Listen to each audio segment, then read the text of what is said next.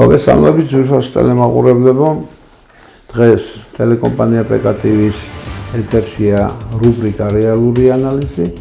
მე მის სამყარო ზაქარია როჭიკაშვილი გახლავართ და ამ რუბრიკის ავტორი. დღეს ძალიან საინტერესო თემებს შევეხებით ჩემი აზრით, რომელსაც ალბათ ჩვენი მაყურებელი ძალიან დიდი მონდომები, დიდი მოლოდინით ელოდება, იმიტომ რომ დღეს მოსახლეობაში მუსირებს ერთადერთი კითხვა. რა გვეშველება? ზოგიერთი ადამიანი იძახის, რომ შველის გზა არის პოლიტიკური გზები, ზოგიერთი იძახის, რომ ეს არის ეკონომიკური გზები და საერთოდ ეკონომიკა პოლიტიკის გარეშე არ არაობა, საერთოდ და პოლიტიკა კიდე ეკონომიკის გარეშე. დღეს გადაცემაში სასაუბროდ მოვიწვიეთ ქართველი ხვალწმოსილი ადამიანი სოსო სიმონიშვილი, გახლავთ ჟურნალისტი. ჟურნალისტობასთან ერთად ბატონი სოსო გახლავთ ეკონომისტი და ჩვენ თავისუფლად შეგვიძლია ჩავთვალოთ ბატონი სოსო როგორც ეკონომიკის ექსპერტი და მას დავუშვათ რამდენიმე კითხვა. ჩვენი დღევანდელი საქართველოს მდგომარეობის შესახებ, ეკონომიკური მდგომარეობის შესახებ და ყველანას ვთქვი, რომ ეკონომიკა არასდროს პოლიტიკის გარეშე და ჟურნალისტიკა კიდე პოლიტიკის მარჯის მსომველია საერთოდ ამ ქვეყანაზე. ამიტომ ბატონი სოსო ნამდვილად გამოგვადგება დღევანდელ გადაცემაში ექსპერტად. ბატონი სოსო, მოგესალმებით. მოგესალმოთ მაყურებელს. მე მინდა რომ ჩვენ დღევანდელი გადაცემა დავიწყო ესეთი პათეტიკური კითხვით. დღეს საქართველო ბოლო წლებია, საქართველო აცხადებს ყოველ შემთხვევაში მისი ის ნაწილი, რომელიც მთავრობაშია, აცხადებს, რომ აქვს ეკონომიკური ზრდა. და ამას დაჟინებით, დაახლოებით 13 წლის განმავლობაში სულ გვეუბნებიან, რომ ყოველ წელიწად ჩვენი ეკონომიკა ზრდაშია, იზრდება. რა შეამჩნია დღეს ქართველმა ადამიანმა ამ ეკონომიკურ ზრდას? რა შედეგები გამოიღო ისეთი, რომ ხალხი აღფრთოვანებაში მოეყვანა? რაში გამოიხატება ეკონომიკური ზრდა დღევანდელ საქართველოს? ბატონო ზაქარია, მე თქვენის ნებართვით თუ კი დამთანხმდებით, თქვენ ესე იგი ცოტა ვრცლად წარმატგინეთ. ზოგადი კითხვა დავშვი. არა, წარდგენა იყო ცოტა ვრცელი, ხო და აი ამ წარდგენამ მე გამიჩინა ესეთი აზრი, რომ ცოტა განმემარტა. ხო და ეს განმარტება ახლა საქმესაც წარადგება, მარტო ჩემს წარდგენაზე არ არის აქ საქმე. მე რა თქმა უნდა ჟურნალისტი ვარ თავდაპირველი განათლებით, მაგრამ აი 80-იანი წლების ბოლოს ჩემთვის სრულად ნათელი გახდა, რომ ჟურნალისტი ვერ იქნება კარგი ჟურნალისტი თუ მან არ იცის ეკონომიკა. ისევე როგორც პოლიტიკოსი ვერ იქნება კარგი პოლიტიკოსი თუ მან არ იცის ეკონომიკა და უფრო მეტსაც გეტყვით, მოქალაქე ვერ იქნება კარგი მოქალაქე თუ მან არ იცის ეკონომიკა და დიასახლისი ვერ იქნება დიასახლისი თუ მან არ იცის ეკონომიკა და რატომ ახლა გეტყვით. ესე იგი ყველა ეს ადამიანები ვაკეთებთ რაღაც არჩევანს, ხო? თეთრსა და შავშორის, კარგსა და ცუდს შორის და მთელი ჩვენი ცხოვრება, სახელმწიფოს მთელი ცხოვრება თითქმის ყველაფერი სპორტის, მედიცინის და გართობის და რისიც გინდა ჩათვლით, ყველაფერს თავისი ეკონომიკა აქვს. და შენ ელემენტარულად ეს არჩევანი რო უნდა გააკეთო, უნდა ან იცოდე, კარგი უნდა ხდებოდე, შენი ცოდნა უნდა გაძლევდეს იმის საშუალებას, რომ თეთრი და შავი გაარჩიო, კარგი და ცუდი გაარჩიო და ან ცუდს მისცე ხმა, ან კარგს მისცე ხმა და თუ ეკონომიკა არ იცი, ვერ არჩევ ამას ერთმანეთისაგან. ესე იგი, შენ როცა ხარ ელემენტარულად თქვათ პარლამენტის წევრი და შემოდის რაღაცა საკითხი და რიგი პოლიტიკოსების და დეპუტატების აიძახის რომ ეს კარგია, მეორე იძახის რომ ცუდია. და შენ ახლა თუ არა ხარ ეკონომისტი, როგორ უნდა გაიგო რომელია სწორი? ელემენტარული რაღაცა. და ამის შემდეგ ესე იგი მე მიზნად დავისახე რომ მე ჟურნალისტად ვერ ვივარგებ თუ არ ვისწავლე ეკონომიკა. ეგ ერთი. მეორე, კაცო, თქვათ პოლიტიკაზე რაღაცა ხო უნდა ვთქვათ ჟურნალისტებმა, მაგრამ ის თქვათ კარგი პოლიტიკოსი ქვეყანას კარგად სიკეთისკენ წაიყვანს, თუ არ წაიყვანს სიკეთისკენ. ეგ როგორ გავიგო? თუ არ იცი ეკონომიკა. ხო და ანუ მომიწია მე ჩემი თავი ვაიძულე და მე აღმოჩნდა რომ ეს საოცრად საინტერესო სფეროა ეკონომიკა, რომ ესე იგი ეკონომიკა შემესწავლა და სულ სხვა თვალი დავინახე მათ შორის პოლიტიკა და მათ შორის ეს პოლიტიკური ფიგურები რომლებიც ჩანდნენ და დამარცხებულად რომ ეს არის საოცრად მიმზიდველი სფერო ეკონომიკა. პოლიტიკური ფიგურების თურმე ისეთი ოდიოზურები არ ყოფილან როგორ ანუ პირიქით ზოგიერთი ოდიოზურს რო არ გავდა მეტის მეტად ოდიოზურები ყოფილა. ეხლა დაუბრუნდეთ ჩვენი ქვეყნის ეკონომიკას. ცოტა ისეთი კითხვა ეხლა თქვენ რაც დასვით რომ ის როგორ ეს ზრდა არის თუ არ არის. ახლა რას გვეუბნება ეკონომიკის თეორია. ესე იგი ზრდა, ეკონომიკის ზრდა, ან თქვათ, როცა ვამბობთ ზრდა, ჩხილებში იწერება ვარდნა. ანუ მინუსიანი ზრდა და პლუსიანი ზრდა, ხო? ეს ზრდაში იგულისხმება ყველა ის საქმიანობა, რაც ქვეყანამ და მისმა ეკონომიკურმა პარტნიორებმა ერთად გააკეთეს. აი ამ ზრდის პარალელურად, თქვათ, ითვლება ისეთი ეროვნული ანგარიშები, როგორიც არის მაგალითად ექსპორტ-იმპორტის ბალანსი, საგადამხდელო ბალანსი და სხვები, ხო? ეხლა მაგალითად ჩვენი უახლოესი ეკონომიკური და უდიდესი პარტნიორები არიან თურქეთი, რუსეთი, ევროკავშირი და ასე შემდეგ, აზერბაიჯანი, სომხეთიც საკმაოდ ასე შემდეგ. პრაქტიკულად ყველასთან ჩვენ ვართ მინუსით. ყველასთან გვაქვს დეფიციტი. ხანდახან ხდება ხოლმე რომ სომხეთთან პლუსში ვართ. აზერბაიჯანთან. არ ამგონია რომ კი, არა, არის ხოლმე, კი. და აზერბაიჯანთან სულ მინუსში ვართ და დიდ მინუსში ვართ, თურქეთთან ხო სულ მინუსში ვართ, ჩინეთთან ხო მინუსში, ყველასთან მინუსში ვართ. ესე იგი, ეხლა ცხადია მე ხა ზეპირად არ მახსოვს ის თქვათ რომელ წელს თქვათ რამდენი პროცენტი ქონდა დეფიციტი. მაგრამ ბევრი ქონდა, საშუალოდ ჩვენ შეგვიძლია ავიღოთ 40% მინუს 40% მუდმივად გვაქვს. როგორც ექსპორტ-იმპორტის ბალანსში, ისე საგადამხდელო ბალანსში. ეხლა ეს საგადამხდელო ბალანსი რა არის? ეს საგადამხდელო ბალანსი არის, რომ რამდენი დოლარი თუ ევრო, ანუ მყარად კონვერტირებული ვალუტა შემოვიდა და რამდენი გავიდა, ხო?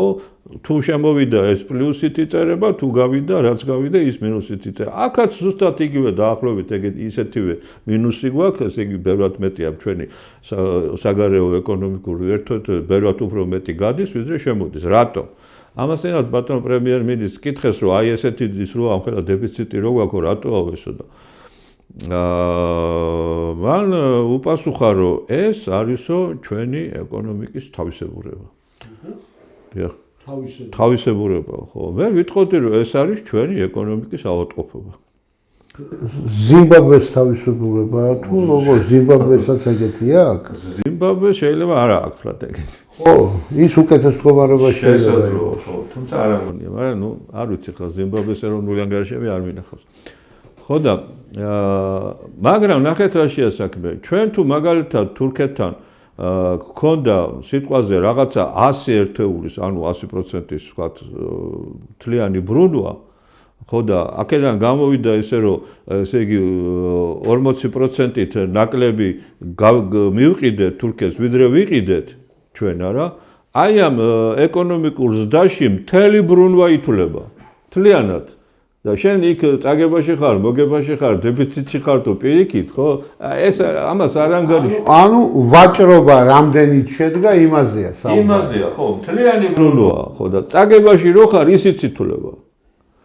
ხო და ამიტომ ესე იგი ის რომ ესე იგი აი ამ ეკონომიკურ ზრდა რაღაცა დიდ ციფრებს აჩვენებს და შეიძლება ის სინამდვილეში წაგება იყოს იმისი ნაწილი, ხო? ეს სამწუხაროდ აქ არ აისახება. ეხლა სად აისახება? აქ სად აისახება? ერთი წუთი. აი ხა თქვენ რაც ახსენეთ. შეიძლება ვიყოს დიდ წაგებაში, მაგრამ ეს შეიძლება უცბად ეკონომიკური ფორმულებით გამოჩნდეს, რომ თუნდაც ეს არის ზრდა. დიდი თვალთმაქსივი ყოფილა ეს ეკონომიკა, თორსა ესეთი ფორმულებია. და თვალთმაქსი ჩვეულებრივი ხალხისთვის. იმიტომ რომ აძლევს ესეთი ფორმულების საშუალებას ვინმე ვიგინდა რას, რომელიც იტყვის, რომ იცი რა, ჩვენ ეკონომიკური ზრდა გვაქვს და სინამდვილეში ქვეყანა იქცევა. დაახლოებით ეგრეა, ხო? სწორად გავიგე. ბიუჯეტიც იგივე შეიძლება იყოს. რა თქმა უნდა. დოლარი აქედან უფრო მეტი გადის ვიდრე ჩვენი ვაჭრობით შემოდის, სამაგიეროდ ეს დოლარი მაშინ კითხვა უჩნდება მაღულებას, საიდან გაჩნდა ეს დოლარი, საიდან გაჩნდა ვალით ძვირფასება. კიდევ ახალ და ისეთი რომელსაც არქმევენ ინვესტიციას. ვალი ინვესტიცია არ არის. ამას ხმამაღლა ვამბობ, ინვესტიცია არის საკუთარი სახსრების, პარტნიორის სახსრების ჩაბანდება და არა ვიღაცა აბსოლუტურად დაცული თავისი ფინანსებით ადამიანი, რომელიც ის და ეს ადამიანი გაძლევს შენ ფულს მოგცემამდე და დამიბრუნებამდე, ეს ინვესტიცია ეს არის ვალი. ეს ვალი იმდენ დაუგროვდა საქართველოს ბატონო სოსო, რომ დღეს თითოეული ბავშვი იბადება, აქამდე სულ ამბობდი ხოლმე 70,000 ლარი ვალით იბადება საქართველოს მოქალაქე ბავშვი. ამას ვამბობდი, მაგრამ აღმოჩნდა ახლა გადავიანგარიშეთ დღეს ბავშვების დაბადება როგორ ხდება და 180,000 ლარი ვალით იბადება თითოეული ბავშვი. ესა მაპატიეს წეგანში გაწყვეტინეთ და გააგრძელეთ. ხო, არა, საქმე რა არის ხა ზრდა ვახსენეთ და აქვე უნდა ვახსენოთ ბიუჯეტი. აი ახლა ბოლო წლებში, როდესაც ხელისუფლებას უნდა რომ თავისი წარმატებები წარმოაჩინოს, ლაპარაკობს უფრო მეტად ეკონომიკურ ზრდაზე. ადრე უფრო მეტად უყვარდათ ხოლმე ბიუჯეტზე ლაპარაკი, რომ აი ბიუჯეტს ვასრულებთ, ხან რაღაცა აი ახლა მალე შევასრულებთ, მოგეთ ბიუჯეტზე იყოს ლაპარაკი და თუ ვერ შეასრულებდეთ ისჯებოდნენ. ხო და ესე იგი ბიუჯეტი და ეკონომიკური ზრდა. ესე იგი თუ სტატისტიკით და ეროვნული ანგარიშებით შენ გინდა ხალხი მოატყუო, უნდა ილაპარაკო ბიუჯეტზე და ეკონომიკურ ზრდაზე. და შენ თუ გინდა რომ ხალხს სიმართლე უთხრა, მაშინ არის ეგეთი ეკონომიკური კატეგორია, როგორც არის მოხმარება და ან კიდევ კეთილდღეობის ზრდა. ეხლა კეთილდღეობის ზრდას რაც შეეხება აი ამ კეთილდღეობა დაკავშირებული არის კეთილდღეობის დასთან, დაკავშირებული არის ერთსულ მოსახლეზე შექმნილი პროდუქციის ოდენობა. მე რამდენი არა, ეგრე არ არის. რატო არ არის? იმიტომ რომ ერთსულ მოსახლეზე შექმნილი პროდუქციის თუ საქონლის რაოდენობა, სიმდიდრის რაოდენობა, ეგ არის გასაშვალებული. ესე იგი ვთქვათ, ესე იგი მთლიანი რაოდენობა აი ამ სიკეთის იყოფა მოსახლეობის რაოდენობაზე. მაგრამ იქ ზოგს აქვს ვთქვათ რაღაცა 100%-ით იღებს, ну ვთქვათ, იქ მილიონები და ვიღაცას აქვს რამდენი რაღაცა ასეული ლარი, ხო და ეს საინტერესო სურათს ეგ ჩვენ არ გვაჩვენებს. მაგრამ ეხლა რაც შეეხება აი კეთილდღეობის მაჩვენებელი, რას ნიშნავს? ამას საერთოდ არ იყენებენ აი ეხლა ჩვენ ხელისუფლებას, ეს არასდროს არ გამოუყენებია. და მოხმარებაც იგივეა. ну გავს ძალიან. რას გულისხმობს, რომ ერთ ოჯახს, მაგალითად, რამდენ ოჯახს აქვს, თქვათ, სრულყოფილი კვება. რამდენ ოჯახს აქვს, თქვათ, ავტომობილი. რამდენ ოჯახს აქვს მაგალითად რაღაცა ისა, რა ქვია, ხანგრძლივი მოხმარების საგნები. რამდენი ასრულებს მინიმალურ კალათას? ხო, კალათას თავისთავად იმის ზემოთ დავიწყე, რა, კალათის ზემოთ. ხო და ისა აქ თქვა სრულყოფილი სამედიცინო მომსახურება საშუალება და შემდეგ და ეს უფრო რეალისტურია, ეს უფრო აჩვენებს ზოგადად საქართველოს მოქალაქის თქვათ მდგომარეობა არა ზოგადად ერთი საშუალოსი, არამედ ეს ყოფს ფენებად. აი ამ ფენას როგორი აქვს ყველაზე დაბალ შემდეგ და ვინ რომელ ფენაში გადაინაცვლა? ხო და რამდენია მთელი მოსახლეობის, ესე იგი, რაოდენობის მიხედვით იქ ყველაზე დაბალ შემოსავლიან ფენაში რამდენი მოქალაქეა და შაშა რამდენი იყო წელს? ხო და კი ბატონო, ეს უკვე რეალისტურ სურათს აჩვენებს. ძალიან რეალისტურ სურათს აჩვენებს, მაგრამ ცხადია არც ერთ ხელისუფლებას ეს მონაცემები არ უყვარს და იცახიან არა ეს როგორ შეიძლება ეს ხო ის არის რა ქვია ეს ხო კომუნისტურია და რატოა კომუნისტური მე კარგად ვცხოვრობ და ის სულად ვცხოვრობ და ეს არ არის კომუნისტური არ არის რეალისტურია ხო და მაგრამ ამიტომ ეს არ უყვართ ესეთი მდგომარეობა მაგრამ ეხლა წერმა თქვენ რა თუ ზანეთ ბატონო ზაქარია რომ ზუსტად აღარ მახსოვს ზუსტად როგორ იყო თქვენი ფორმულირება, მაგრამ ის იყო რომ რა გვეშველებაო, ხო? თუ როგორ როგორ აში გამოიხატება დღევანდელი საქართველოს ეკონომიკური ზრდა. ხო, რაში გამოიხატება ეკონომიკური ზრდა? ძირითადად გამოიხატება იმაში, რომ თქვენ იცით კარგად, რომ საქართველოს დადო ხელშეკრულებები ჩინეთთან, თურქეთთან, არაბულ ქვეყნებთან, ყველასთან, ესე იგი, თავისუფალი ვაჭრობის შესახებ. თავისუფალი ვაჭრობის შესახებ ეს ნიშნავს, რომ ამათ უბაჟოთ შემოვაქვთ საქონელი ჩვენს ტერიტორიაზე. ევროკავშირთან ხო დიდი ხანია ესეა. ხო და ეს რა თქმა უნდა უზარმაზარ დარტყმას აყენებს ჩვენს ეკონომიკას, მაგრამ ჯამში ბრუნვა დიდია და ბრუნვა ეს ზრდის იმას აი ამ რიცხვს, რასაც ეკონომიკური ზრდა ქვია და რადგან ეს შემოდის ის რაღაც გადასახადს მაინც იხდის, ეს ბიუჯეტში შედის და მოკლედ ესე იგი ეროვნულ ანგარიშებში ეკონომიკის ზრდას აჩვენებს მაღალს და ბიუჯეტს ზრდის. მაგრამ ხალხის კეთილდღეობას ამითი არაფერი არ ემატება. არა თუ არ ემატება, პასის კამფეტიც არა. არ ემატება. და არა თუ არ ემატება, არამედ ხალხის კეთილდღეობას ეს ძალიან აზარალებს. აი ასეთი შეხედულება ძალიან აზარალებს. პლუს ამას აზარალებს ეს ერთი თავისთავად. აზარალებს ეს ნიშნავს, რომ ეს იმ სამუშაო ადგილებსაც კი რაც გვაქვს, იმ სამუშაო ადგილებს ამცირებს. ხელფასების ზრდის ტენდენციას ის აჩერებს და ხანდახან უკან სწევს, ესე იგი ხო სულ არის ლაპარაკი რომ აი იქ სადღაც იქ კარგ ქვეყნებში ხელფასები მაღალია და ჩვენთან დაბალია და როდის გაიზრდება და ხალხს გონია ევროკავშირში შევალთ იქ გაიზრდება, მაგრამ თუ ესე გაქვს აწყობილი ეკონომიკა არასოდეს არ გაიზრდება კაცო. შრომა ეს არის ერთ-ერთი საქონელია. საქონელია და ბაზარზე იყიდება, შრომის ბაზარზე იყიდება, ხო?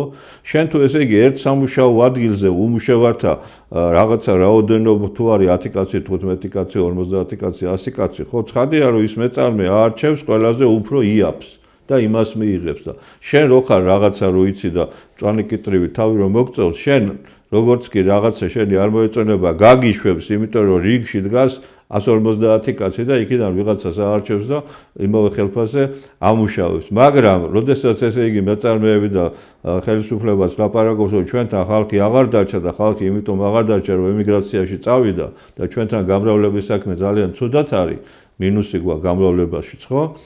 უფრო მეტი იღუპება, ვიდრე იბადება.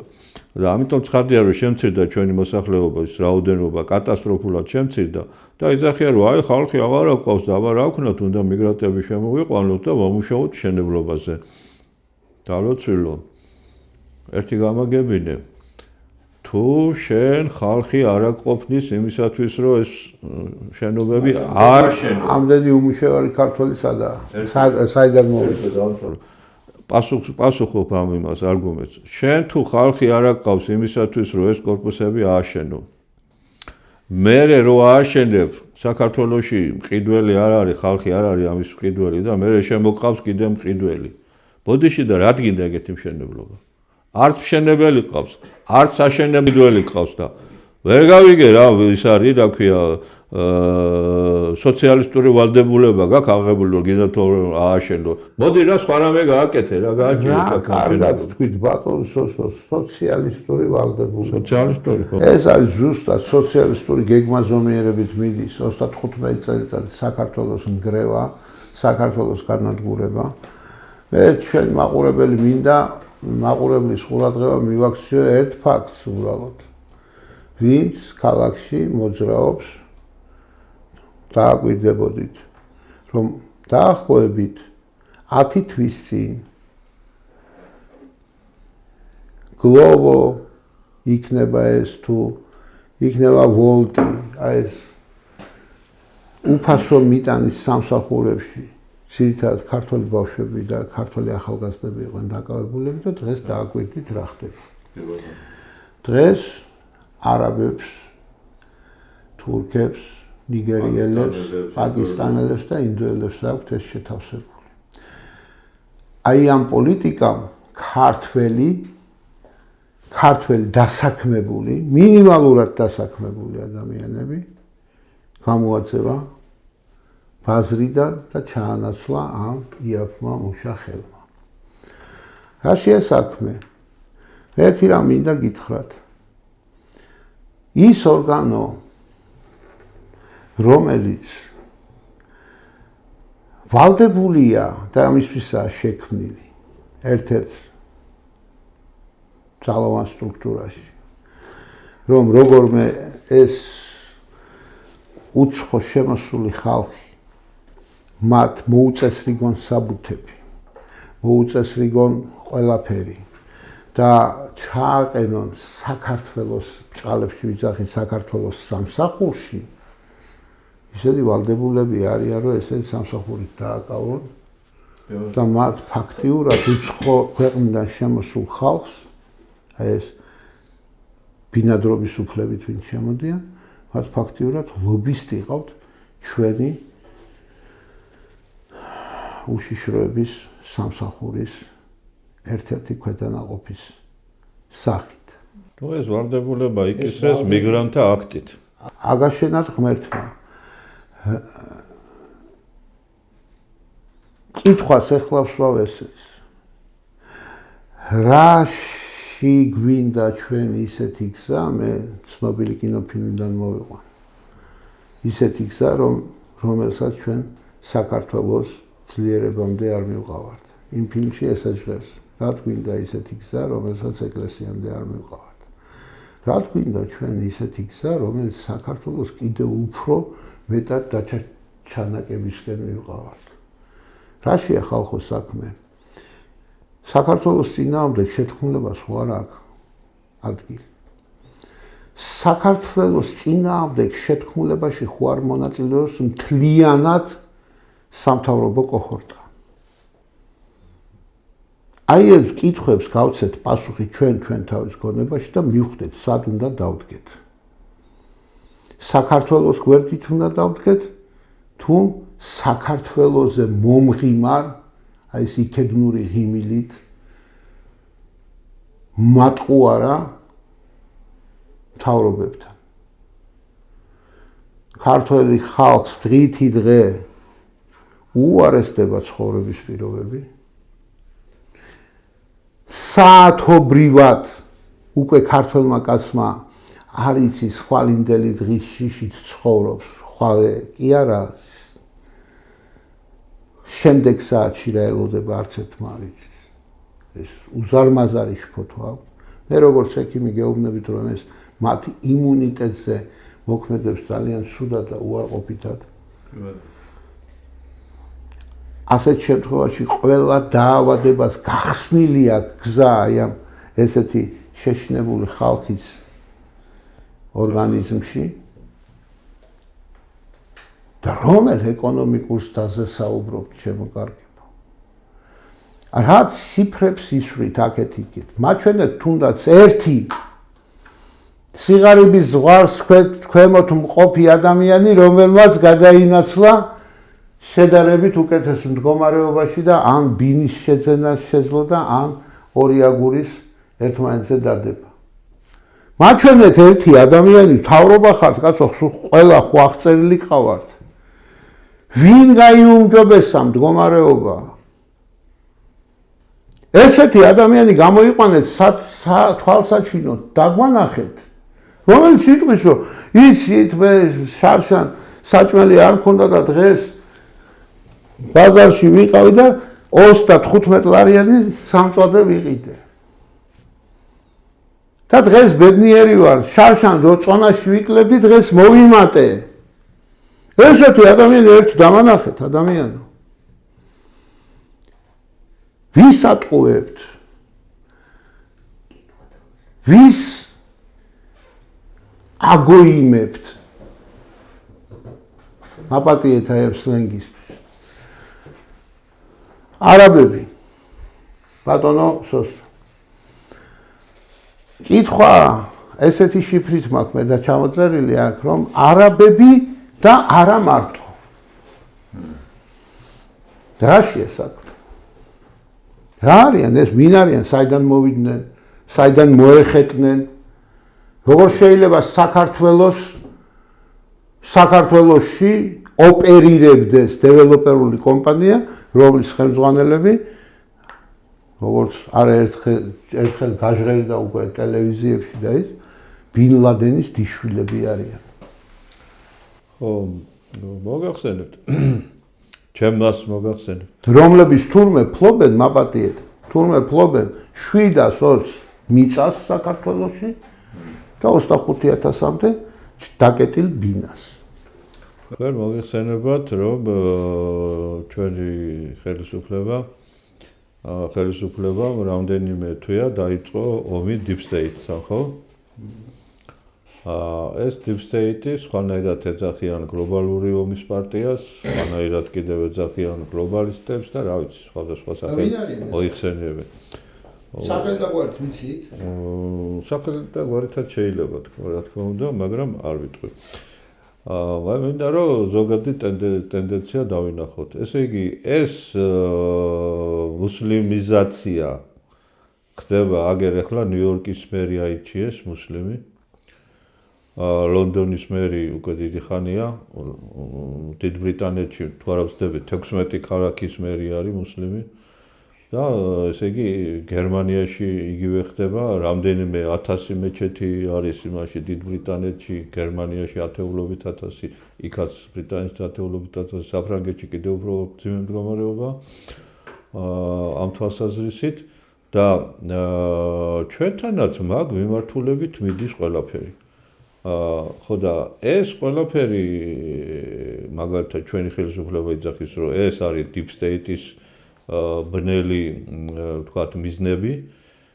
ტრამპიც შეერთებული შტატების პრეზიდენტი იძახის, რომ ეს არის Deep State-ის ნამოქმედარი, მაგრამ ერთი რამე მიგვიყვეს, ჩვენი ხელისუფლება რომ თუ Deep State-ს ებრძვის, მაშინ ის რატო ცდილობს, რომ საქართველოს მუსლიმიზაციას ხელი შეუწყოს? ეს ერთი. მეორე არის ეგრეთ წოდებული ელექტრონული ფული.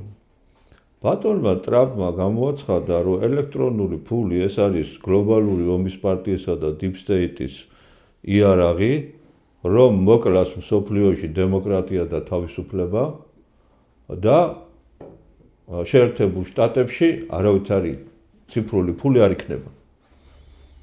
ჩვენ რატომ ვცდილობთ ციფრული ფულის დანერგვას? Deep State-ის მხარეზე ვართ? მესამე წეღანაც თქვი, რომ თუ ესე იგი პროიმპორტული პოლიტიკა, როცა ჩვენი ბაზარი გავსებულია სხვა ქვეყნებში წარმოებული საქონლით, ჩვენი ქვეყნის თურმე, ჩვენი ეკონომიკის თურმე თავისებურება ყოფილა. ბიჭო, გამაგებინეთ, ძალიან მარტივი კითხვა მაქვს, რომ ეს ხო ლარზე ხო არ ივაჭრება, ეს ხო დოლარზე და იუანზე და ევროზე ივაჭრება ეს ყველაფერი, ხო? რომელი შემოსული კონვერტირებადი ვალუტით ვყიდულობთ ამდენ იმპორტს? რითი ვყიდულობთ? ეს სუმინუსები გვაქვს, ხო?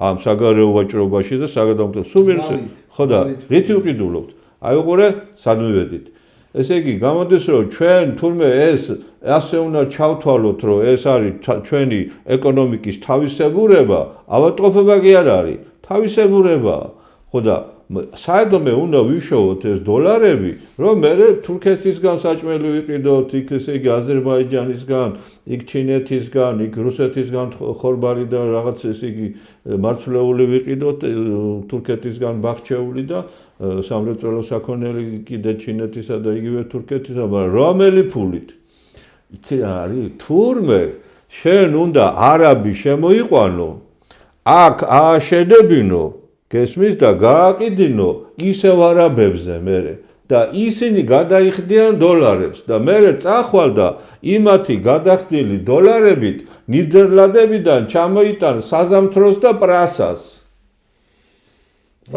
გაიგე პრასა არ გინდა გვავს თქო კაცო ერთი პრასა გქონდა და ისიც თურმე დღეს ნიდერლანდებიდან ჩამოგვაქვს და ამის ფულს ვიღებთ ესე იგი იმის საშუალებით რომ ჩვენ საქართველოს მიწებს ვყიდით არაბებზე იქ უნდა ავაშენებინოთ რაღაცა ისევ დიდარ არაბებზე გავაკიდინოთ და იქიდან აღებული დოლარით პრასი უნდა ვიყიდოთ ნიდერლანდებში დალოცვილო არ შეიძლება რომ ეს პრასი ჩვენ თვითონ მოვიყვანოთ არ შეიძლება რომ ის საზამთრო ნიდერლანდებიდან კი არ ჩამოვიტანოთ ჩვენ თვითონ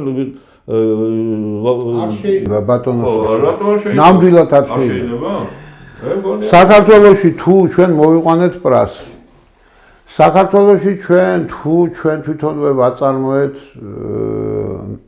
მარგანეცი საქართველოში თუ ჩვენ თვითონვე ჩამოვაცხით ჩვენი მინერალური წყალი საქართველოში თუ ჩვენ თვითონვე მოვიპოვეთ ჩვენივე და საქართველოსთვის მოვიპოვეთ და ქართველი ადამიანებისთვის მოვიპოვეთ საყდრისის ოქროს საბადოდან ოქრო რომელიც 75 ტონას უდრის წელიწადში ჩვენ თუ სპილენძი მოვიპოვეთ მადნეულიდან და ქართველებმა მოვიპოვეთ და გავაკეთეთ ეს თუ ჩვენ მოვიპოვეთ და ჩვენი იქნება ტყიბულისში მოპოვებული მთელი ქვანახშირი თუ ჩვენ მოვიპოვებთ დღეს ქართულ ნავთობს ქართულ გაზს თუ ჩვენ თვითონ ჩამოვასხავთ დაბალ მინერალიზებულ სასმელ წყალს წყაროს წყალს ქართველები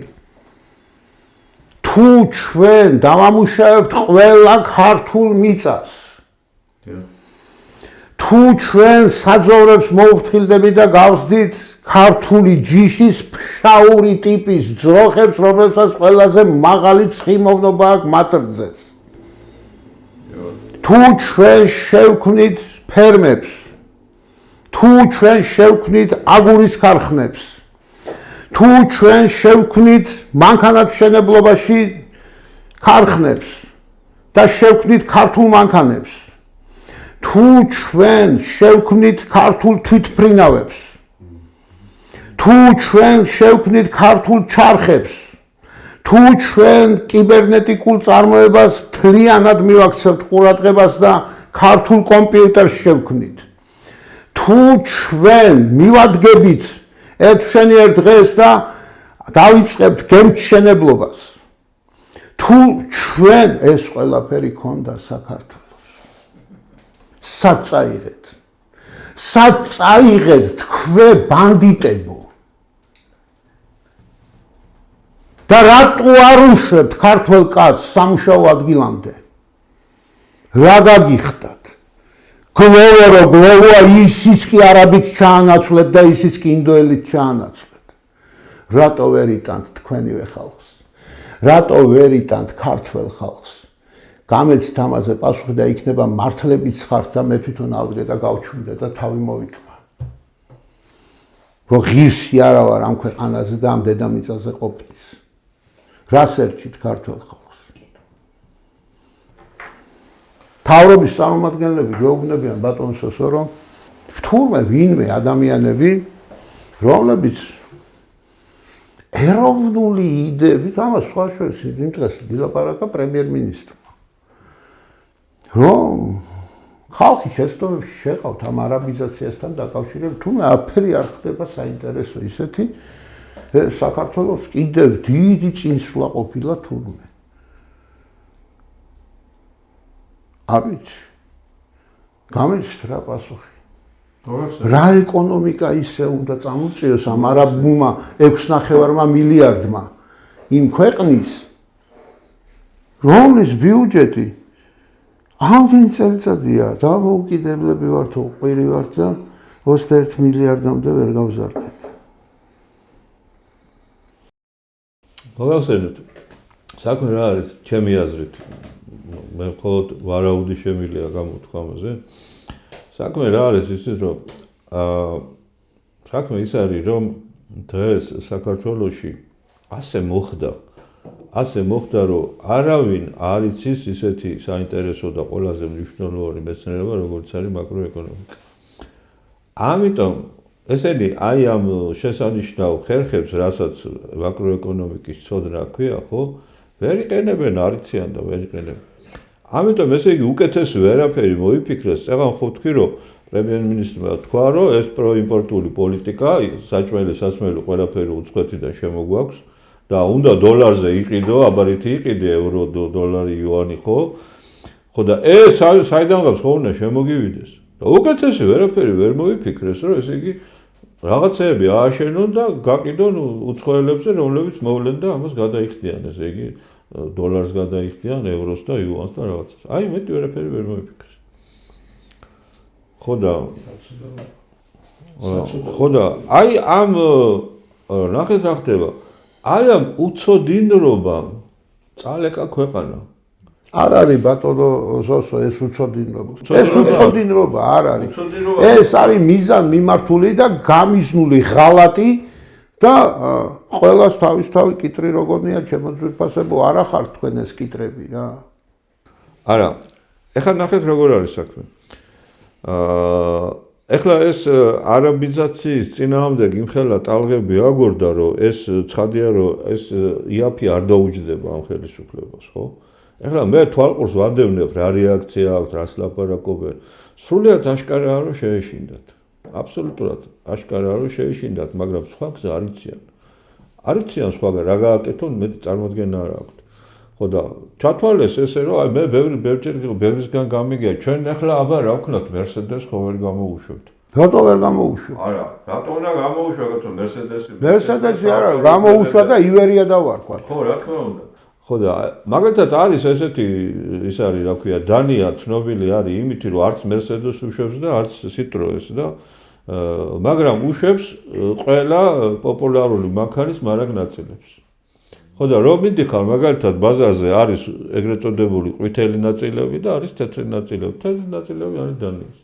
არა ყვირის, არ არის რომ მე ეს ამაკ Mercedes, არა, ნაწილებს უშვებს. და ისა რა ქვია, დანია არის ერთ-ერთი უმდიდრესი ქვეყანა. უმუშევრობა პრაქტიკულად არა აქვს, როცა უმუშევრობამ წალეკა მთელი ევროპა და დანარჩენი, ხო? დანიას უმუშევრობა არა აქვს. სოციალისტური ქვეყანა. არ არის სოციალისტური. არა, სოციალისტური ნამდვილად არ არის. სანამ ესე იგი სოციალისტური გადახრები ქონდა, ძალიან მძიმე დარტყმები მიიღო ეკონომიკაში და ცოტა გამოასწორა, როცა ესე იგი სოციალისტურიდან ნორმალურ ეკონომიკას დაუბრუნდა. ხო და ვერ დაგეთანხმებით, სოციალიზმი კარგი არ არის, ძალიან ცუდია. არც ველური კაპიტალიზმია კარგი, მაგრამ არსებობს მესამე გზა. მესამე გზა არის, რაც ესე იგი ომის შემდეგ, მეორე მსოფლიო ომის შემდეგ გერმანია ადგა ამ გზას 69 წლამდე, ეს არის გერმანული ორდოლიბერალიზმი, რომელმაც დააბალანსა სოციალიზმისა და კაპიტალიზმის პლუსები და მინუსები და ყველა კარგი აიღო ერთისგან და მეორისგან და შესანიშნავი ეკონომიკა შექმნა, მაგრამ ახლა ამ თეორიაზე დღეს ვერ ვილაპარაკებთ. დღეს ჩვენ იმაზე უნდა ვილაპარაკოთ, რომ საქართველოს აქვს თუ არა იმისი საშუალება, რომ სხვა გზას დაადგეს, იმიტომ რომ სანამ ეს არა ეგრეთ წოდებული არაბული ინვესტიცია გამოჩნდებოდა, დეველოპერული ბიზნესი უკვე ყელში იყო ამოსული.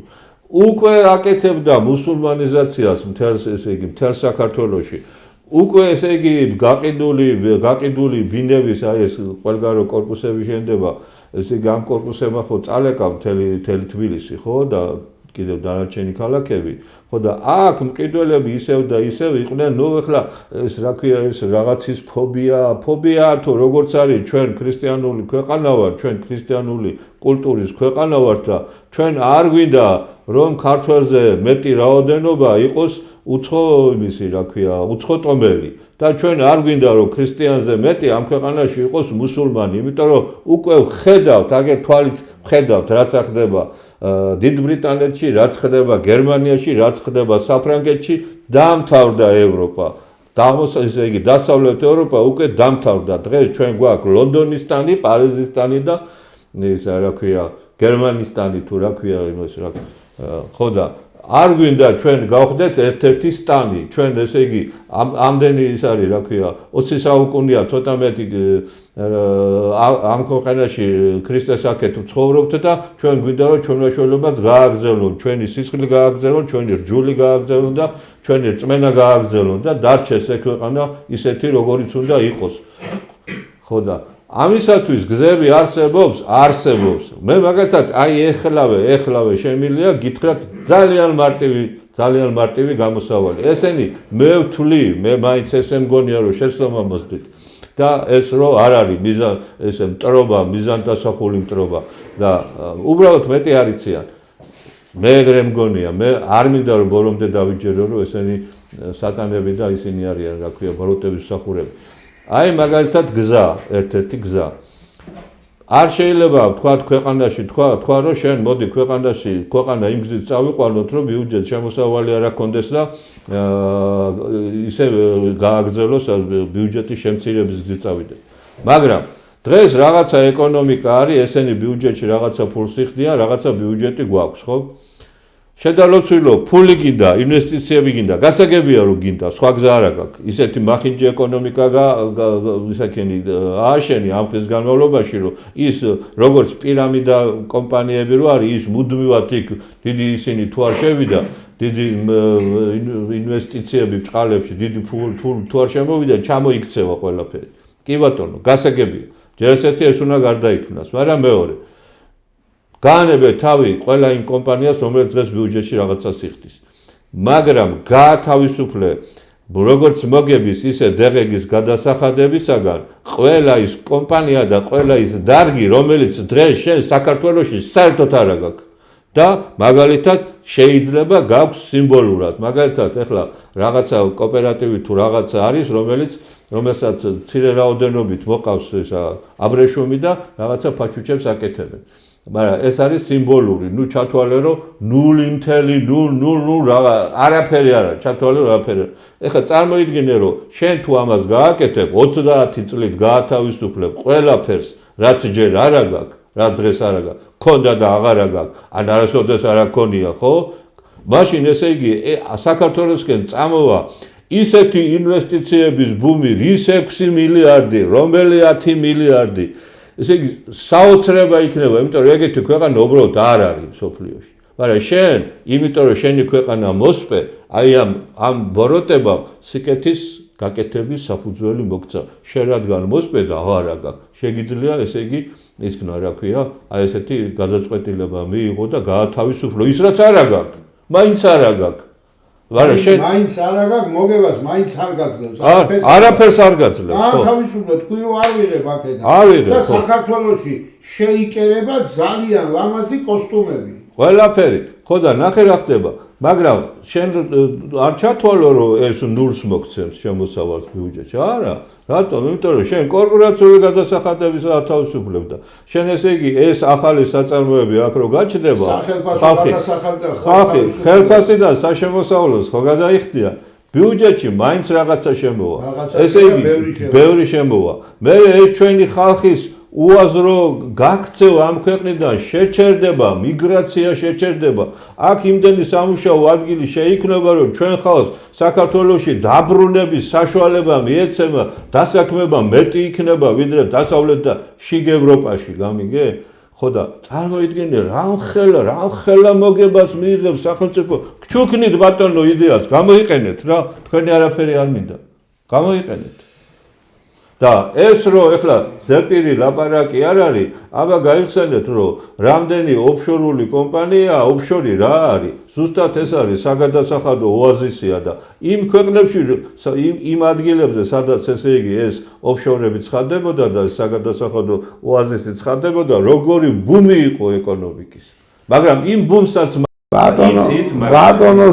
ბატონო სოსო ზუსტად აი ესე მთლიან დიდ ოფშორად აქცევენ ნელ-ნელა მთელ საქართველოს. ესე. ოღონდ ოფშორად უცხო ქვეყნისთვის. უცხო მოქალაქეებისთვის. საქართველოში ქართველს აღარ დაედგომება, ყველაზე დაუცველი ქართველი ადამიანია საქართველოში. ეს არის ნონსენსი, სოფლიოში ანალოგი არ ხდება. და ყველას ეხსნება გზა იმისთვის, რომ აქ განვითარდეს. მე გასტროენტეროლოგი გახლავართ და ძალიან გავს დღევანდელი მდგომარეობა საქართველოსი. კუჭის საშლილობას არა, დისბაქტერიოზი გაღიზიანებული ნაწლავის სინდრომის დროს კუჭ-ნაწლავში pH-ი იცვლება და მჟავა გარემოს მაგერად წარმოიქმნება ტუტე გარემო. ტუტე გარემოს ჩვენი მეგობარი ბაქტერიები ვეღარ უძლებენ. ისინი იწყებენ მკდომას. ზოგი გადასხვაფერდება, ხო არ გეცნობათ რამე, ზოგი გადასხვაფერდება, ანუ მუტაციას განიცდის და შეეგუება ახალ გარემოს. და მათ ჩვენ ვეძახით პირობით პათოგენურ მიკრობებს. სამაგიეროდ ტუტე ბაქტერიებისთვის გზა იხსნება და ისინი მოდიან და სახლდებიან, იმიტომ რომ მათთვის პირობები კარგია. დღეს საქართველოში ქართველისთვის არის ყველაზე ცუდი პირობები და ამ პირობებს აკმაყოფილებენ უცხო ტომელები, ისინი შემოდიან და საქართველოს აქვს ესეთი უცნაური მდგომარეობა, რაც ძალიან გავს დისბაქტერიოზს. მოაშორეთ ეს უცხო ბაქტერიები. მიეცით საქართველოს ის ანტიბიოტიკი, რომ ეს უცხო ბაქტერიები მოისპონ. და მიეცით პრობიოტიკების სახით ქართველები დააბრუნეთ საქართველოში, რომლებიც გადახვეწილნი არიან საქართველოდან. პაციენტი მეუბნება ერთ-ერთი, რომელიც იტალიიდან არის ჩამოსული და ექიმო მოვასწრებ კურნალობას 20 დღეში მივდივარო. მუგეშინია მეოთხარი ონლაინ დაგელაპარაკები და იქ ვისაუბრებთ. მე წინასწარ ვიცოდე რა წამლები წავიღო, თორე იქ არც ერთ წამალს არ მიწერენ რეცეპტის გარეშე. და იქ რო რეცეპტი ვინმემ გამომიწეროს 6 თვე უნდა ვიდგე რიგშია. რომელი ქვეყანა? იტალია. გინდა საფრანგეთია იგეთ. დღეს ევროპას ექიმები არ ყოფნის. იცით რატო არ ყოფნის? იმიტომ რომ სამედიცინო ბიზნესმა პაციენტების რიცხვი გაამრავლა და ექიმების იგივე დატოვა. ბიზნესია დღეს მედიცინა. ჩვენთანაც მანდეთ მიდის. მე მინდა რომ ჩემს მაყურებელს თლად გული არ გაუხეთქოთ, მგეშინიათ საქართველოში ქართველები გადავრჩებით და გავძლიერდებით ჩემო თვითფასება. გავხდა ძმაო, მინდა მე ამ ქვეყანაში ცხოვრება და მიყვარს ჩემი ქვეყანა. სხვანაირად ვერ ვილაპარაკებ რა. სხვანაირად არ გამოგვივა ლაპარაკი, როცა უყურებ, რომ ჩემი სახლი ინგრევა, იწვის სახლი, რა. წყალს არ აიღებდა და ცეცხლს არ მიასხავზე. თუ უნდა უყუროთ ესე და ეს როგორ დაგვენხობა თავზე ეს დედაბოძი და თეთელი საქართველოს როგორ გაგვყრიან აქედან როგორ ჩაგხოცავენ აქ. ერთი რამ გეცოდინებათ ალბათ და გაგონილი გექნებათ ბევრი შემთხვევა ალბათ. არასწორად აღწდილი შვილები ხალხან მამის ქონებაზე იმისთან დავას გამოიწყებენ ხოლმე რომ ერთმანეთს მამას ისხლად გადაინტერებიან. მშობელი იქ საფლავში ცალკე ტრიალებს მთელი ქვეყნის დასაცინები ხდებიან ერთ გოჯ მიწაზე. ძმა ძმას არ ინდობს საქართველოში, იმიტომ რომ ჩვენ მიწის მოყვარული ხალხი ვართ და მიწა გვიყვარს. ნუ თუ ის ადამიანები, ვინც ხელს აწერდა ამ არაბებთან ამ ხელშეკრულებაზე არ დაფიქრებულა, კაცო, რო გამოვა ჩემი ქართველი გლეხი და რო გამოიყვანს თავის ძროხას და საძოვარი როარსად არ დახვდება. არ შეუვარდება იმ არაბს, რა გინდათ ხალხო, ვერაფრით ომში ვერ ჩაითრიეთ ეს ხალხი და გინდათ რომ საყოფა ცხოვრებელ ნიადაგზე მოაწყოთ ეს სამოქალაქო ომი მართლა? არ შეიძლება, ჩემო ძვირფასებო, ხალხის აზრი თუ არ გაიგეთ, თან იცახით კონფიდენციალურია, კონფიდენციალური. ჩვენ მიწას ყიდით და რას ქვია კონფიდენციალური? ვინ უნდა იცოდეს თუ ჩვენ არ უნდა ვიცოდეთ იმ ხელშეკრულების პუნქტები. რა გიწერიათ, გვაჩვენეთ ერთი. მე რომ მკითხო, სულ არ მაინტერესებს რა უწერიათ. არა, რატო არ მაინტერესებს? იმიტომ რომ ამის გაკეთება რაც გამოცხადებულია, ხო? ამის გაკეთება არავითარ შემთხვევაში იქ რა წერია, ის უკვე მესამე საკითხია. ეს თავის ის თალკე კი ბატონო, მაგრამ ეს რაც ვიცით, ეს უკვე არავითარ შემთხვევაში ამის გაკეთება არ შეიძლება. ახლა არ გითხეთ ხალხს, ქართული მიწა იყიდება და ქართულ ხალხს უყოლაფერზე იცაღით, ამაზე რეფერენდუმი უნდა გავაკეთოთ ამაზე. ბატონო ზაქარია, ესენი ეს ხელისუფლებაც და იმის წინა ხელისუფლებაც და მე მგონი ანუ იმის წინა ნაცებს გულისხმობ და მე მგონი რომ შევარდნაძის დროსაც დაახლოებით ეგრე იყო, რომ არა, რას გულისხმობ? იმას გულისხმობ, რომ სახელმწიფოს ბიზნესში ჩარევის უფლება არ აქვს. ეხლა მე რაც ვიცი, მემორანდუმი არის საერთაშორისო სავალუტო ფონდთან, რომ სახელმწიფო ბიზნესში შეიძლება ჩაერიოს მხოლოდ ფულად საკრედიტო პოლიტიკის ნაწილში, მონეტარული პოლიტიკის ნაწილში და მეტი სხვა არაფერში არ უნდა ჩაერიოს.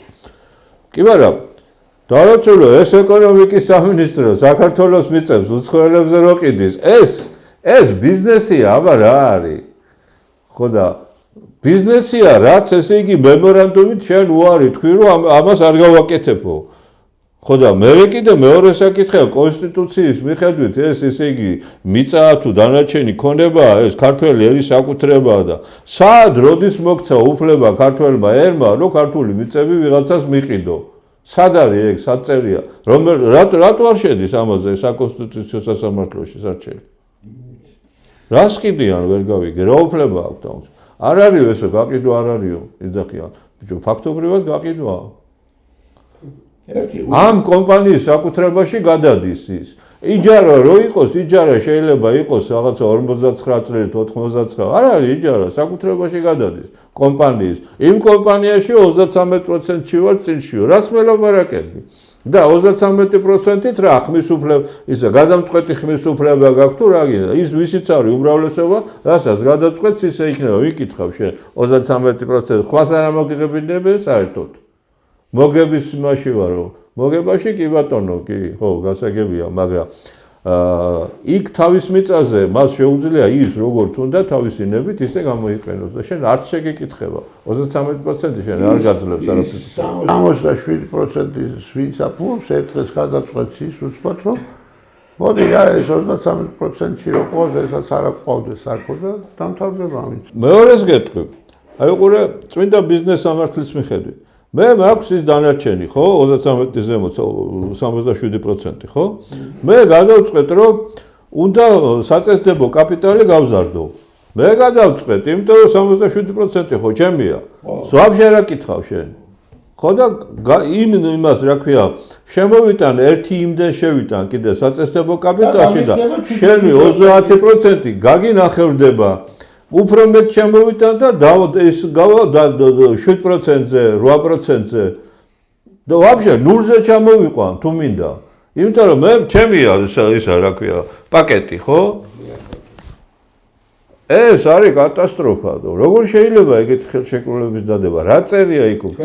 რაც უკვე ცნობილია, ეს უკვე ისეთი კატასტროფულია, რომ დანარჩენი მე არ მაინტერესებს, რომ სიმართლე გითხრა. ამაზე უარესი რაღა უნდა იყოს.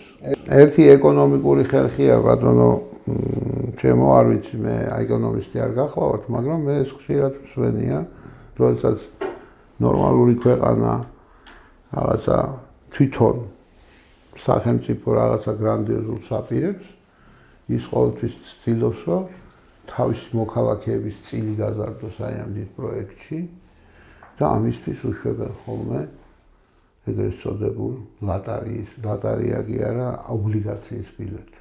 მე გეტყვით ის არავებით ის რასაკეთებ. გესმით ხო რაზეა საუბარი? 35 წლის განმანძილზე განვითარების გზაზე შემდგარმა როგორც თვითონ გადაწყვიტეს, რომ ჩაუწერეს საქართველოს განვითარებადი ქვეყანა.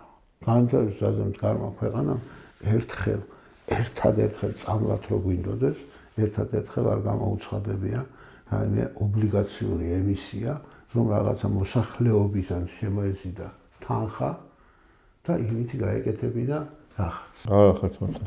აბა სინამდვილეში ობლიგაციებს მუდმივად უშვებს ჩვენ სახელმწიფო. მაგრამ twist ალბათ. მაგრამ მე და თქვენ კანონით აკრძალული არ აქვს რომ ვიყიდოთ, მაგრამ პრაქტიკულად ვერ ვიყიდით. შანსი არ აქვს რომ ვიყიდოთ. არა, არ ცხადდება ერთია. ესე იგი, ეს ამის ყიდვა შესაძლებელია მხოლოდ ბანკის საშუალებით და თითო ობლიგაცია ღირს მინიმუმ 50,000 ზოგჯერ 100,000 და ასე შემდეგ. ამისი ყიდვის საშუალება აქვს მხოლოდ უზარმაზარ კომპანიებს და თვითონ მსხვილ ბანკებს. და რატო ხალხისთვის არ უშვებენ ათლარიანი? რატო არ უშვებენ და იმიტომ რომ იყიდი და მე რა ვქნათ კაცო რომ იყიდი. აი ეგ არის. გესმით ხო? გესმით? მეც ვიყიდი, რატო? რატომ იცი? იმიტომ რომ ეს ობლიგაცია არის ყველაზე კარგად გარანტირებული. შანსი არ არის რომ ის დაიწვას, რაღაცა ისე არ იყოს, ესე არ იყოს. ესე იგი, შენ ეს ობლიგაცია რომ გამოვიდა წლის დასაწყისში, წლის ბოლოს ის თავის პროცენტს 100%-ით ჭრის, ის დევს თავის მოგებას.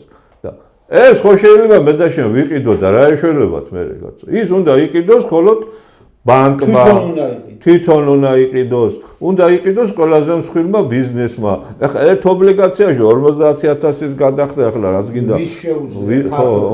არა ხო და ეხლა საბჭოთა კავშირს აგინებენ და ის საბჭოთა კავშირი უშვებდა იმ წრილ ობლიგაციებს. 25-იან ობლიგაციებს უშვებდა. და საბჭოთა მოქალაქე შეეძლო ის აეღო და იქიდან პატარა ხელს მოითმობდა, ხო?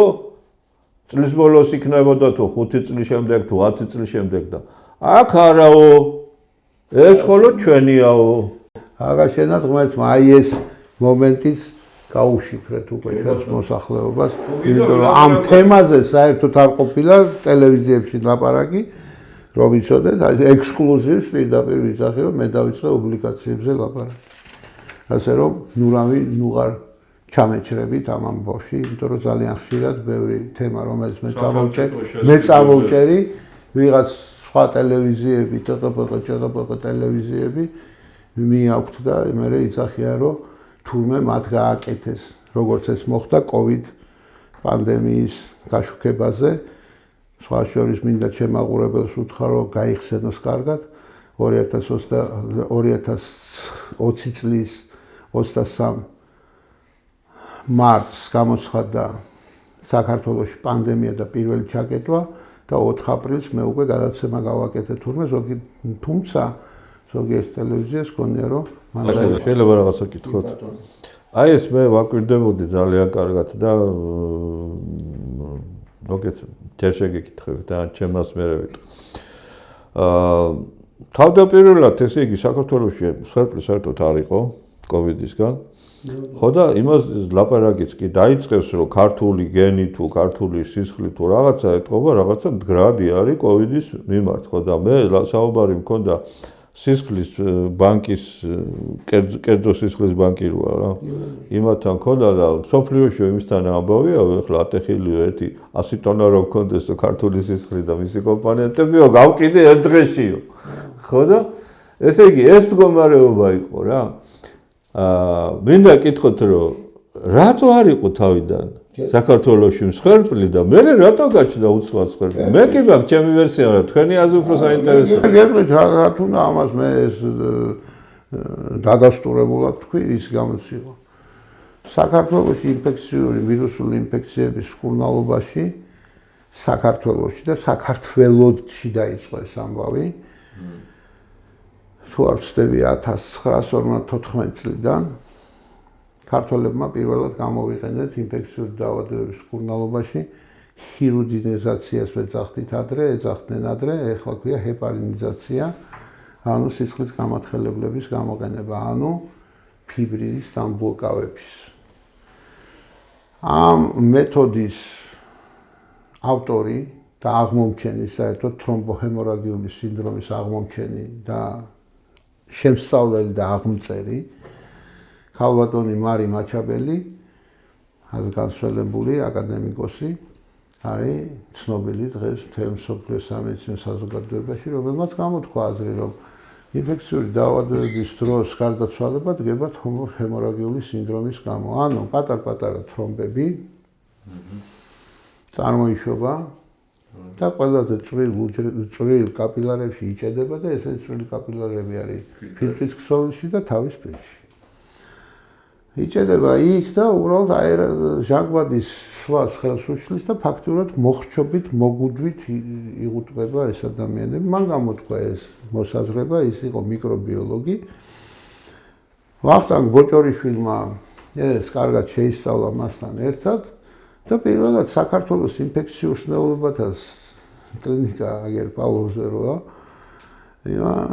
გამოიყენა ინფექციურ პაციენტებში ჰირუდინი, ასე ვთქვათ, წურბელის ექსტრაქტი, სისხლის გამათა, ანუ ჰეპარინი.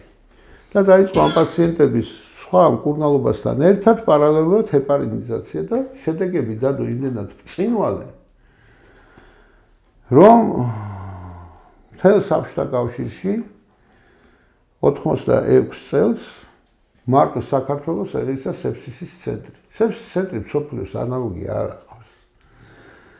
სეფსისის ცენტრი ცალკე ესეთი კვლევითი ინსტიტუტი მსოფლიოში არსად არ არსებობს.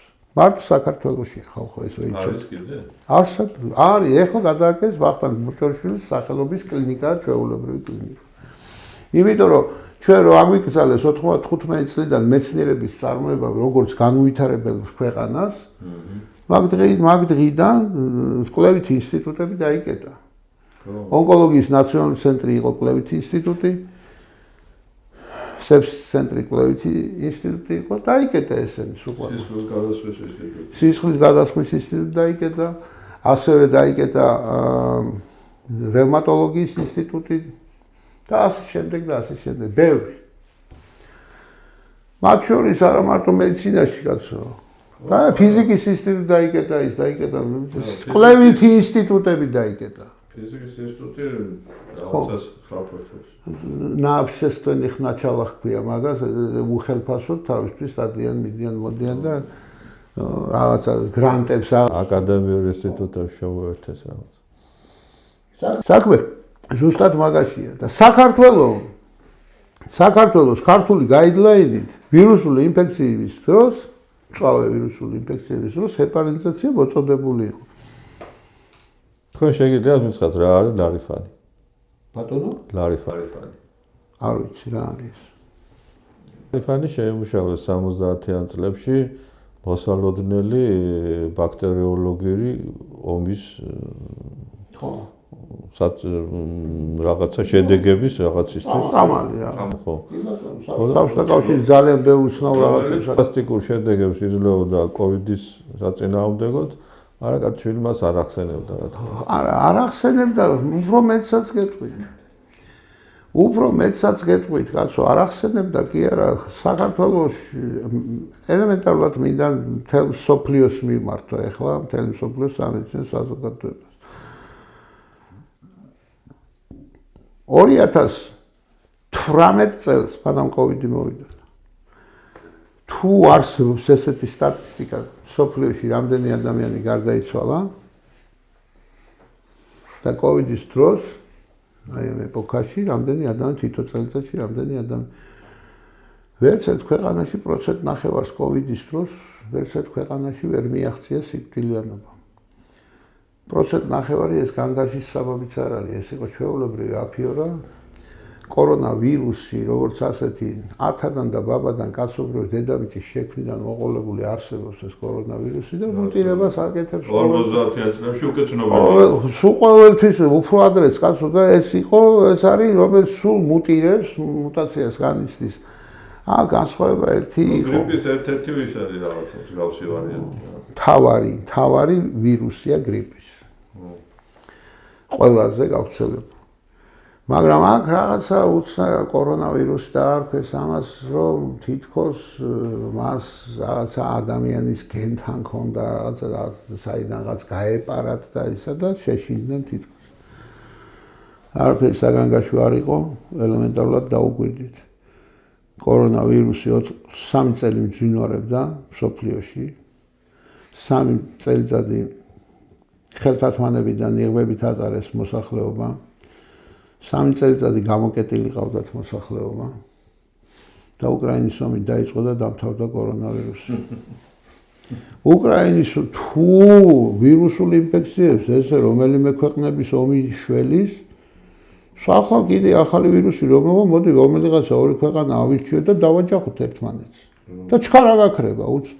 რა არის კორონავირუსი? საქმე იმაშია, რომ საქართველოს ერთხელ წამოწდა ამირან გამყრელიძეს ესეთი რამ ტელევიზიით. როდესაც დაიწყო აცრები, მან თქვა, მოსახლეობის 70-80% მაინც უნდა აიცრას, რომ ჩვენ გადავრჩით. 70 კი არა, 40% ვერ აღწევს მოსახლეობის და ამიტომ ჩამოალაბორანტეს ბატონი ამირან გამყრელიძე, ჩამოალაბორანტეს სუღელა და კიდევ დაიჭირეს კიდევაც. რაში იყო საჭირო ეს 70-80%-ის აცრა ბწყალებში. ეს იყო ადრე მე უკვე ნათქვამი მაქვს ამაზე და კიდე გამეორება მიწევს ამის შესახებ. ეს იყო ჩვეულებრივი მსოფლიო სამხედრო ოპერაცია, რომელიც ჩაატარა ჯანმრთელობის მსოფლიო ორგანიზაცია. მისი სამხედროობა რაში არის გამოხატული? ადამიანები რუსები უჩენიებს ეძახდნენ. ქართულად სწავლება ქვია ამას. ხო, წინასწარი პროფილაქტიკური სწავლება იქნა ჩატარებული ამ COVID პანდემიის დროს, რომ ხალხი მიეჩვიათ აბა ჩქარა ბუსტერი უნდა დავიწყოთ და სულ რომ ადვილად მივიდეთ იქ და სასწრაფოდ მოვთ. 5G პროექტი, რომელიც გითვალისწინებს, გაუშვეს კი 5G ინტერნეტი, მაგრამ პროექტი, რომელიც ითვალისწინებს მოსახლეობის მთლიანად ჩართვას ერთ კომპიუტერულ სისტემაში, ვერ იმუშავებს ეს სისტემა თუ მოსახლეობის 70% მაინც ერთდროულად არ იქნა ჩართული მასში. თუ არ იქნა აცრებს. აცრებს არ ქმევენ და ნანოტექნოლოგიებია და ამ ნანოტექნოლოგიით კაცად მოხდება ეს ნივთიერებები თუ არ შეუყვანეს სისხლში. არა, ნანოჩიპი ქვია ამას, რომ იქ დაკავშირდეს სიგნალი გაუშვა, იმან დაიჭიროს და იქედან მერე და აბა რანაირად ეხლა ციფრული ფული რო შემოაქვთ იქ მე რა ჭკუაზე ვარ, რა აზრზე ვარ, როგორ უნდა გაიგოს იმან რომ დამბლოკოს. ხსნებით ხო რაზეა საუბარი? დგას ვიღაცა კაიტი. ხო. ამიტომ რა მოხდა საქართველოს შემთხვევაში? საქართველები უბრალოდ ჩვენ ქართულ სამედიცინო გაიდლაინში გვეწერა, რომ სისხლის გამათხელებლები უნდა გვეხმაროთ. არ ამბობთ მაინც იმას. მე მინდოდა თქვენ გეტყვათ, რომ სანამ ჩვენ ქართული გაიდლაინით მუშაობდით, არც ერთი ინფექცირებული არ მოგვიკვდა. ეგ უთქვი ზუსტად. მას შემდეგ რაც ჯანმოს გაიდლაინზე გადავედით, დაგვეხოთ საფა. დიახ ბატონო, თან ჯანმომ ბრძანება გასცა ესეთი, რომ სუცალკე უნდა მომზადებულიყვნენ ის მედპერსონალი, რომელსაც ჩვენ მე ექიმი ვარ ამდენი წლის გამიგე და მე რომ მივსულიყავი და მე თქვა მე ვიქნები აქ და ამ ხალხს მე მოუვლი. არა, შენ არ შეგიშვებენ. ეს ახალი კონტინგენტი შექმნეს, რომელსაც სოფლიო გლობალური მთავრობის შესაქმნელად ეს იყო პირველი მცდელობა, როგორმე გაზრდილიყო სიკვდილიანობა, ხალხი იძულებული შიშის გამო მისულიყო და აცრილიყო, რომ 70-80% უკვე მზად ყოფილიყო შემდგომი აცრებისთვის და შემდგომი აცრებისთვის და შემდგომი აცრებისთვის. და ამის შემდეგ სახელმწიფოებს უნდა გამოეცხადებინათ, რომ ისინი უარს ამბობენ თავის სუვერენულ უფლებებზე და ამას გადასცემენ და პანდემიების დროს პანდემიების დროს მე მომეცითო ჯარების მართვის უფლებაო. ჯანმოსთვის გადაეცათ სუვერენული უფლებები და ჩამოყალიბებული იყო მსოფლიო მთავრობა, რომელიც შენს სუვერენიტეტს და შენს ესე იგი სახელმწიფოს უფლებებს აიღებდა თავის თავზე. ამის ეს არის ერთ-ერთი მიზეზი იმისი, რომ ამერიკამ დაწერა განცხადება და ეხლა ცოტა ხანში უკვე ეს წელიწადი გავა და ჯანმრთელობის მსოფლიო ორგანიზაციის წევრი აღარ იქნება ამერიკა. ამერიკა პირველი ქვეყანა გახდა, რომელიც გავიდა ჯანმრთელობის მსოფლიო ორგანიზაციაში. ყოველ შემთხვევაში განცხადება დაწერა. საქართველოში ვიხვეწებით ამდენი ხანი, მოგვეცით საშუალება ვაწარმოოთ მედიცინა და არა კომერციული მედიცინა. კომერციული მედიცინა არ არის მედიცინა ხალხო. მედიცინა არ არის ბიზნესი. არ არის ბიზნესი. მედიცინა არ შეიძლება იყოს. ჩემო ძვირფასებო, ჩემო მოქალაქეებო, ერთი რამ იცოდეთ. ჯანმრთელი ადამიანი სჭირდება ჯანსაღ მთავრობას. გონებრივად ჯანსაღ მთავრობას. ჯანსაღ სახელმწიფოს. ჯანსაღ სახელმწიფოს ყავს გონებრივად ჯანსაღი მთავრობა. ჯანსაღ მთავრობას სჭირდება. განათლებული ადამიანი ჭირდება ჯანსაღ მთავრობას. მაგრამ თქვენ წარმოიდგინეთ, თურმე ჯანსაღ ადამიანს და განათლებულ ადამიანს სამსახური ჭირდება, მაგრამ საიდან მოიტანოს? ამ ჩვენმა მთავრობამ ეს სამუშაო ადგილი. აი, მე ხო შევთავაზეთ ახლა, საიდანაც უნდა მოიტანოს. საიდან მოიტანოს, ვერსაიდანაც ვერ მოიტანს. თავიანთ სამუშაო ადგილებსაც დაკარგავენ ესენი. მუდმივად ვერ იჯდებით მან. მთავრობაში ვინ არის, მე იმას კი არ ვლაპარაკობ, ქვეყანამ საიდან უნდა მოიტანოს. ქვეყანა მოიტანს. ოღონდ გავანებეთ თავი და ქვეყანა მოიტანს თავის სამუშაო ადგილსაც მოიყავს და ძალიან კარგადაც განვითარდება. ყველაზე კარგი დახმარება და ყველაზე კარგი მიხმარება ქვეყნისთვის არის ის, რომ ქვეყნის განვითარებას ხელი არ შეუშალოთ. თქვენ 35 წელიწადია ხელს უშლით, 35 წელიწადი ხელს უშლით ქვეყნის განვითარებას. ბოდიშით. მე მინდა რომ ჩვენ გადაცემა ბატონო სოსო ფაქტურად საინტერესო გამოგვივიდა მე მგონი და მინდა რომ ბევრი საკითხი განვიხილოთ ძალიან ისე ფართო მასშტაბით და ხო მე ჩვენი რეჟისორი ასე ვთქვათ გადაცემის გადაცემა მაგრამ მე ვფიქრობ რომ ძალიან ბევრი ინფორმაცია გავეცით განშის ეს მოსახლეობაში ჩვენ იმიტომ ესაუბრებით და ვცდილობ და იმიტომ ვიწევ ესეთ ხმად ჩახედულ ადამიანს სატელევიზიო გადაცემაში რომ ეს ჩვენი საუბრები უნდა იყოს თქვენთვის ინფორმაციები განშის ფიქრის ქართველი ადამიანი უნდა მიეჩვიოს ფიქრს. თუ არ იფიქრა, გამოსავალსაც ვერ იგნორებს. გამოსავლის გზების გარკვეულწილად ვთქვი და მე ვფიქრობ, რომ ჩვენი გადაცემა შეგვიძლია. ჩვენ აუცილებლად კიდე შეგხვდებით ჩემთვის დასწრებულებო, მე და ბატონი სოსო სიმონიშვილი. დიდი მადლობა თქვენ ბატონ სოსო, დიდი მადლობა ჩვენს მაყურებელს. და მოვალ შეხვედრამდე ზუსტად